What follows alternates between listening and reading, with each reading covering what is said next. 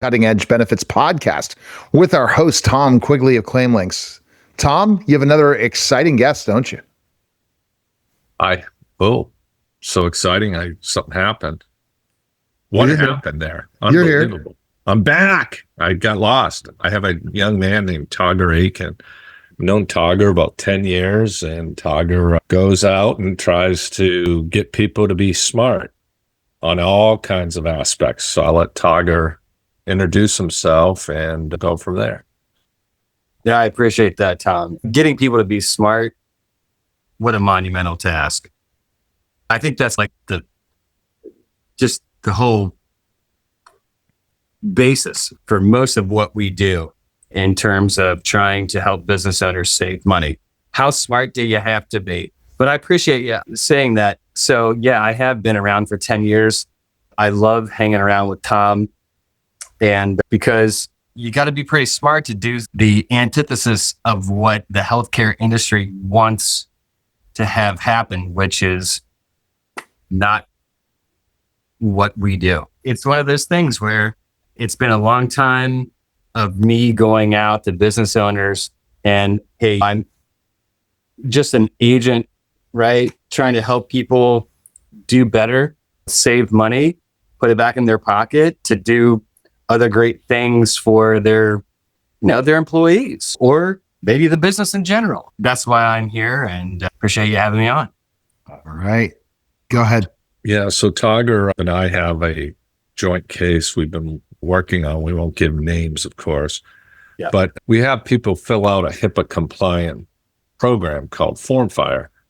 And the greatest excuse we've heard yet is that the one guy who's in charge of getting people to fill it out is afraid that ICE might get the information and take away some of the employees. I kid you not. Oh my. And we don't know what do you say other than, hey, that's a good excuse. It's okay to just tell us, no, you don't want to save money and you want to give away thousands, but bringing ICE into it, unbelievable. Wow. It's quite serendipitous, right? In the middle of an ice storm, if you would just call it that. And I don't know what you do. If people get bent a little bit on that idea, then how do you operate if people are very concerned about employees that they have that might be averse? Maybe they are looking to exit stage left because they're afraid, whether they're legal or they're not, or somehow they're still there doing what they're doing. They're working here and they're doing good work. Otherwise, they wouldn't be at the company. It's not like the company actually is quite an established, and of course, not naming names, but just great ownership, friends with the owner myself, which is an interesting situation, but really love all of the people involved. And these folks who are happen to be in the mix, and you've got a CFO that just can't quite figure out how to keep these people out of the way of danger, if there is, quote unquote, any danger at all, because we're HIPAA compliant dealing with health information, right? We can't do anything to supersede their private information. So anyway, it's complicated. It's an ice baby situation. It is.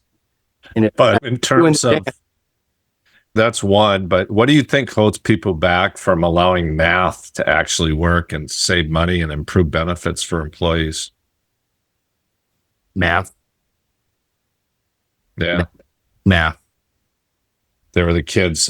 We used to play this game in third grade, and the teacher would have flashcards and go batter up, and they'd make me count to 5, and I'd still beat the kids. So it'd be like batter up, and it was like 3 times 2, and I'd be like 6, because if I did as quick as I could, the kids would go in the corner and start crying and stuff. That was funny. So these are the same people who are HR directors, you're saying? I've heard that story before, actually, and I remember, which is super hysterical. But Neil, I think look, you're going to rein this in and start asking questions so that we can. I know I'm not going to let it rain in because it's funny, but no, I'm going to ask, what do you do? And especially why you were involved in that case. What is your role in that case to look at specifically working with Tom to make sure that everything works out on the healthcare side of things? Absolutely. So I will tell you right now that I, for 22 years, have been a life insurance agent. Everybody run. And that's the thing is, no one just watch Groundhog Day, right? Ned Ryerson's coming across the street, run like hell. So that's fine and everything. And there's a lot of really creative, really in-depth, strategic ways that you can use life insurance to help business owners, if not everyone else down through the community. No one wants to buy it, but they don't understand the reasons why they might need to. And the things that with business owners, everyone's beating down their door every single day to try to sell executive benefits or ancillary benefits or everything else. And then you come in. And so like for me, I'm sorry, I'm going to stop saying, but the thing is that when you come in and you're approaching them saying, hey, look, I'm pretty sure there's a really good chance I could save you money. You may not want to even talk to me, but I'm not talking about a little bit of money. I'm talking about a freaking lot of money, right? We know this, all of us here on this podcast, but not everyone going in knows that. And so when you approach people, they're always skittish, and rightfully they should be. At the same time, though, it's the proof, and even social proof is right there. And we've got friends that can back this up with law and everything else, all the way to the top of the federal government, period. End of story. Done. And they sometimes still can't see their way through what is presented to them, which is, hey, look, we quoted you and we've got savings, and it's a lot of freaking savings, and you don't want it. And you might, and the whole genesis of maybe this conversation is what's in the middle that muddies the water between what you could call staff or just C-suite, or if it's just people in the middle from the top is trying to make the best decision to run their company the best way possible and do the absolute best thing for their employees because they want to retain them, for God's sakes. Of course they do. And they can't help that they can't get a decision made because the people in the middle muddy it all up with their own emotions when it's just business. Okay. And so you might have millions of dollars of savings on the table. It's not every day. Sometimes it might be just tens of thousands. But that might be the make or break difference for a small business that you cannot deny. Some of these guys can't afford or think they can't afford a group policy just to retain their employees and make it a nice, cozy place to stay and do good work with the greatest mission statement, the greatest cause, whatever they're producing or servicing in the community, and doing the best possible thing that you can possibly imagine. Just can't even, some of these businesses are doing such great work for such people that absolutely need it. And they want to retain their employees. And you can walk in and I swear to God, you can say, look, you can't afford this. And here's why, and here's how.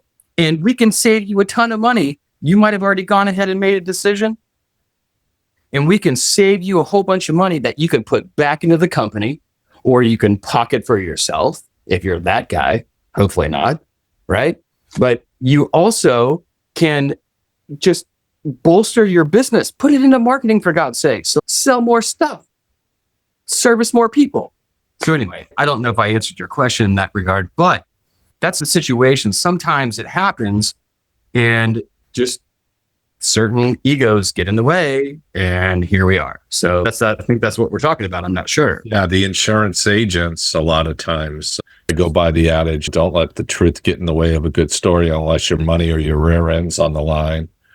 And if you think it through, whose rear ends are on the line? Those are the people who are going to cause the problems. And they wonder why, their agent thinks it's a bad idea for them to save $200,000 and improve benefits for their employees. Yep. And increase their value by their EBITDA factor.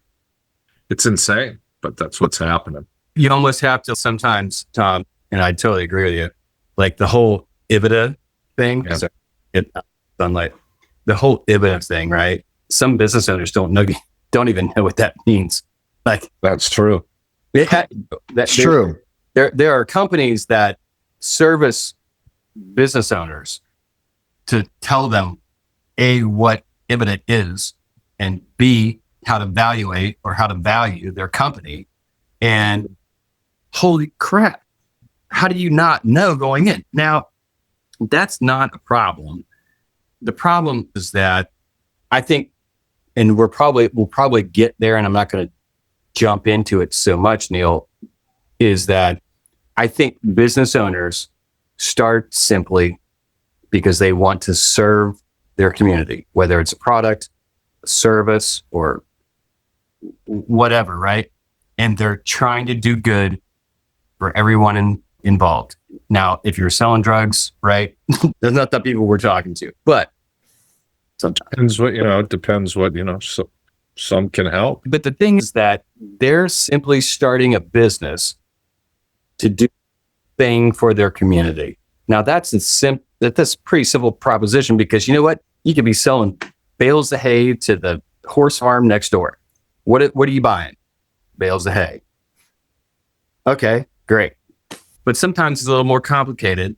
But these are the people that are most CEOs and or owners of businesses are the C+ students. And I think Tom and I were talking about this yesterday, is that there's nothing wrong with that.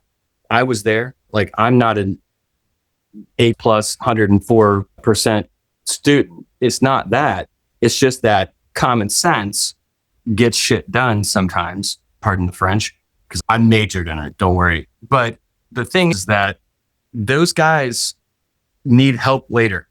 And later, when they're scaling up and growing their business, they hire people that are smarter than them. Nothing wrong with that whatsoever. And you should. The thing is that eventually those people think that because they are smarter, which maybe they are, they take over and they run the roost when the owner's kind of like, just do it for me. I just want to be over here. I'm playing golf. I'm on sales trips. I'm doing whatever. And nothing wrong with that. But when it comes to those people making decisions in this instance, they are making decisions for the business owner, especially HR, to name names. At least it's just an acronym. Jesus. Yeah. And let alone if it's C-suite, another acronym laden field. For God's sakes, man, these people run right over the owner of the company. The owner should be stepping in and saying, do it or you're out. Period. Yep, ice, baby. See it. Yep. That's ice. That's the real ice. I would have fired that guy on the spot if that was my CFO.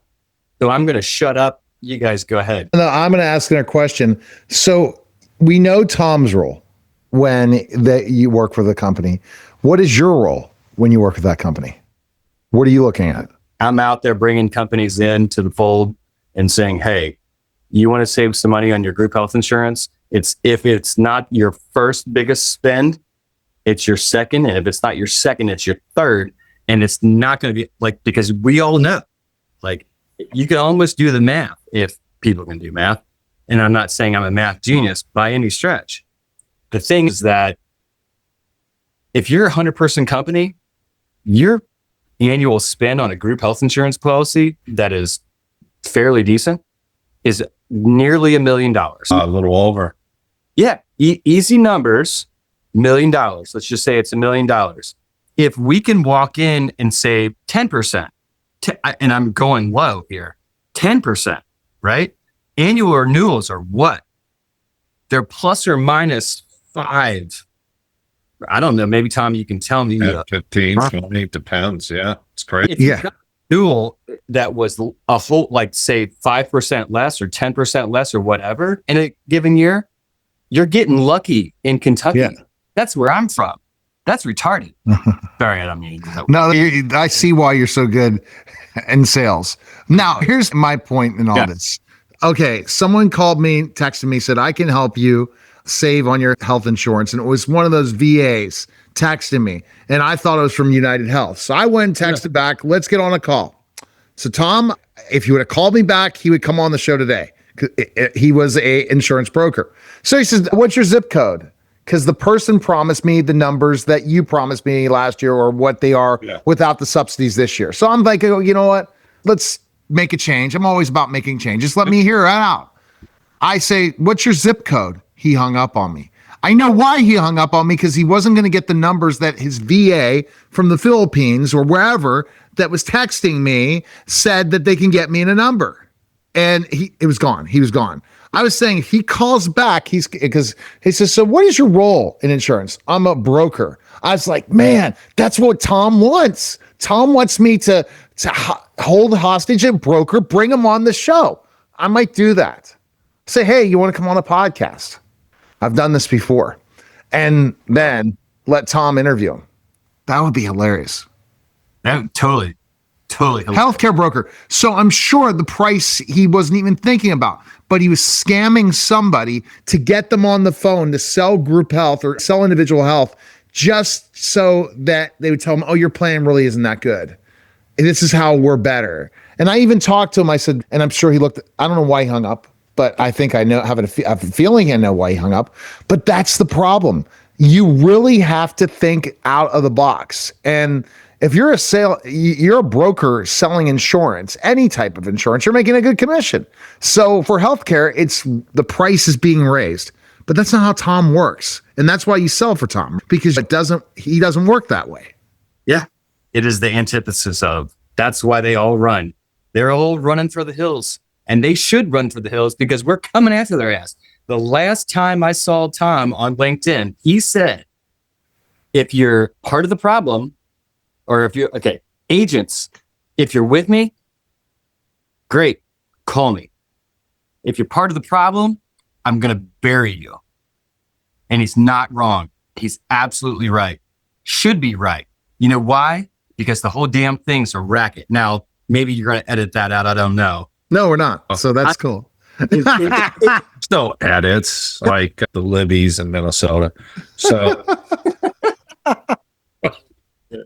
here we go. And this goes on my radio show too.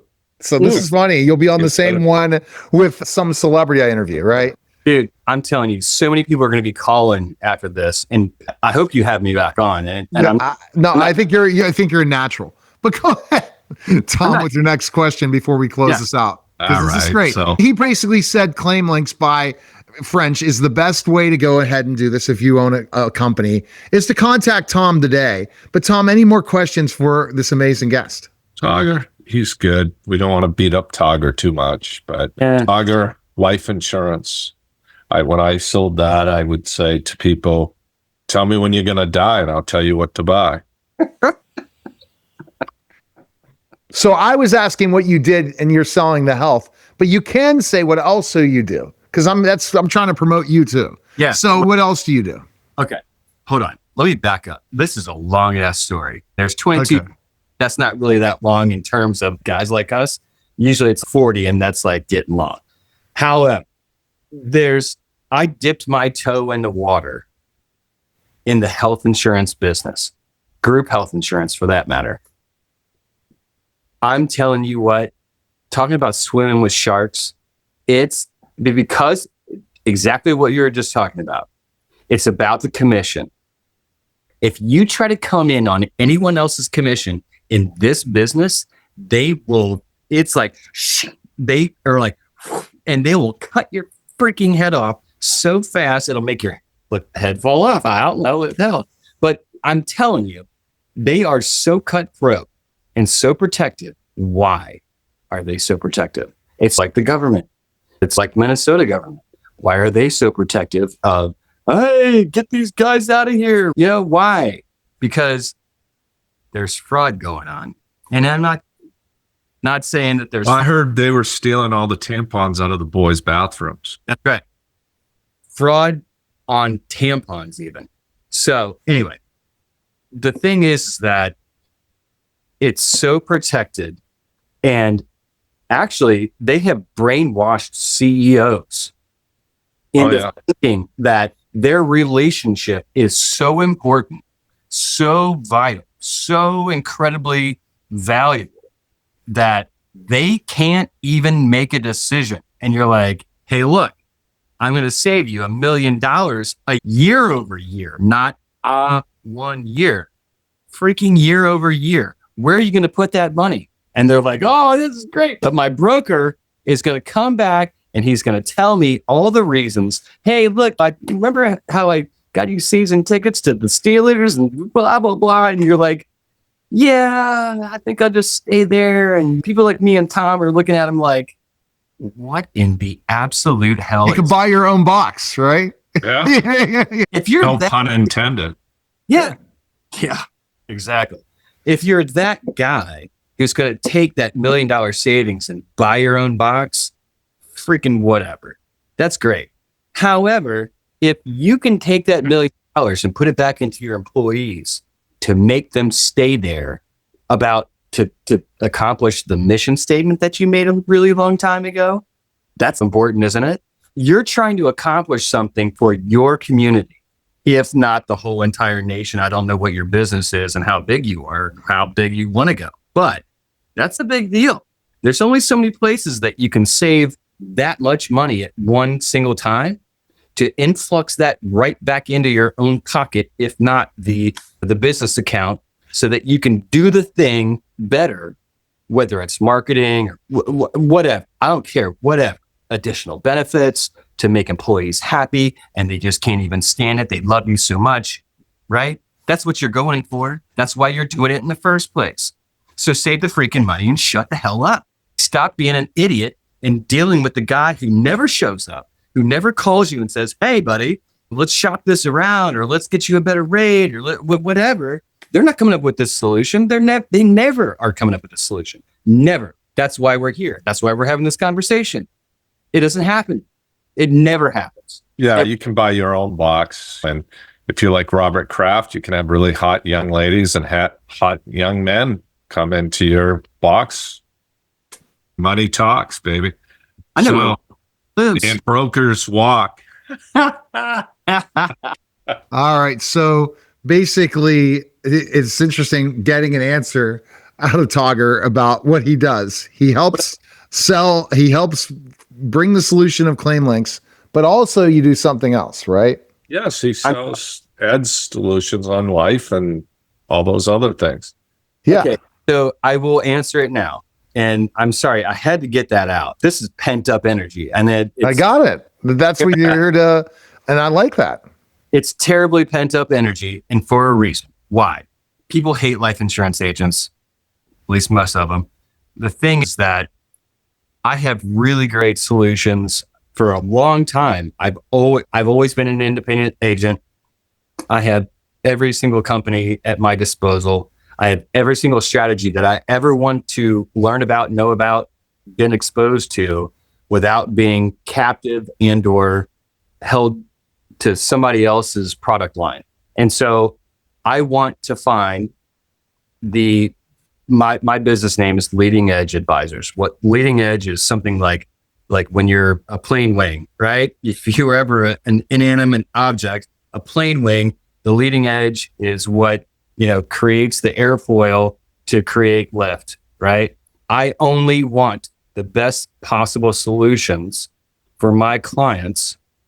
And though walking in, some of the solutions and or strategies that I have are super expensive. They require loads of money.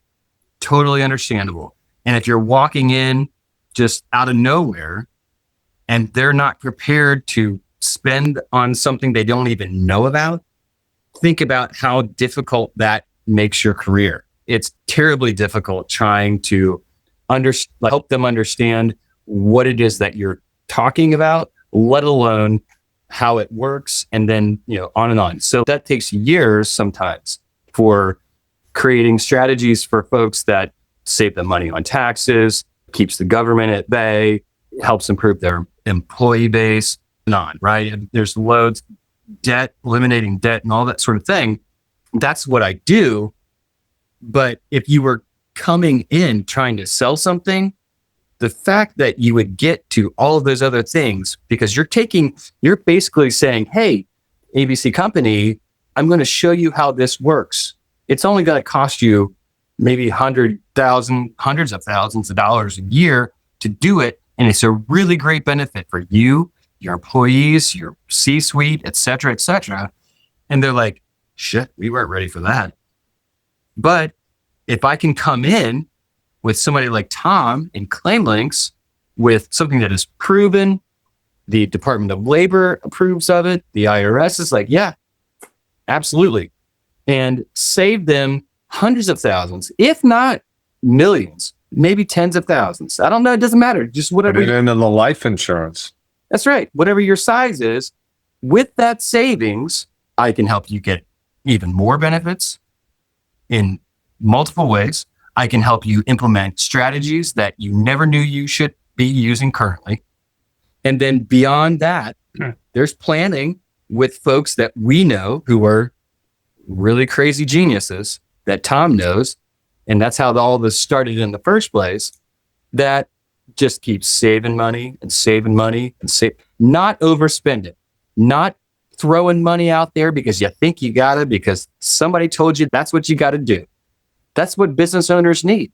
Business owners need somebody to tell them, hey, look, it's not that you've done anything wrong so much as you've been overspending and you didn't know it. And the reason is because actually the tax code is 72,000 pages every single year, 72,000 pages, 34 to 40 some odd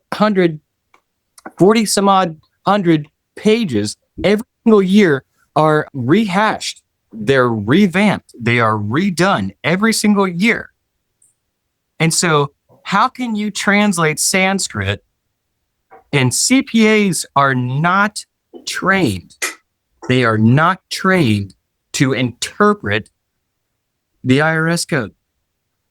And if you don't have a tax attorney who is a Sanskrit reader, that's exactly what they are. We know one. He's a really good dude. He's actually really famous. Bill knows him too. He's on his show. Hell yeah. I wish he was here right now, actually. And that's the thing, is the fact that you've got a CPA who's saying, hey, yeah, just buy this truck or buy this piece of equipment at the end of the year. Yeah, it'll be fine. No. You've been overpaying a ton. And so my point is that if you go in with savings, my job, what I feel like I should... Career flourishes. That's right.